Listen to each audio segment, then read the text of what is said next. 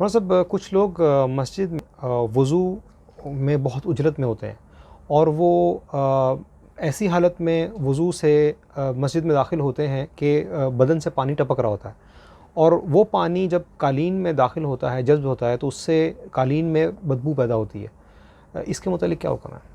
اس بات کو بہت سمجھنے کی ضرورت ہے کہ فی زمانہ مساجد کے اندر قالین یا کارپیٹ اور اس قسم کی چیزیں ہوتی ہیں جس پر اگر پانی جذب ہوتا ہے تو وہ پھر بعد میں بدبو کرنے لگتے ہیں۔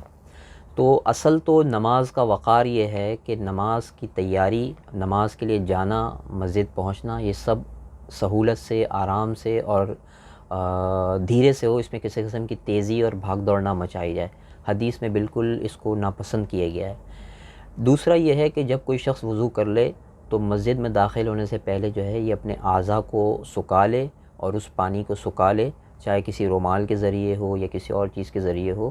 بہرحال وضو کے وہ قطرے جو جسم سے ٹپکتے ہیں مسجد میں گرنا مناسب نہیں ہے، اور خصوصاً جب اس پانی کے گرنے سے مسجد کے قالین یا کارپیٹ سے بدبو آئے تب تو یہ جائز نہیں ہوگا، کیونکہ مسجد میں بدبو کا لانا یا پیدا کرنا مکروہ تحریمی ہے۔ جزاک اللہ خیر مولانا صاحب۔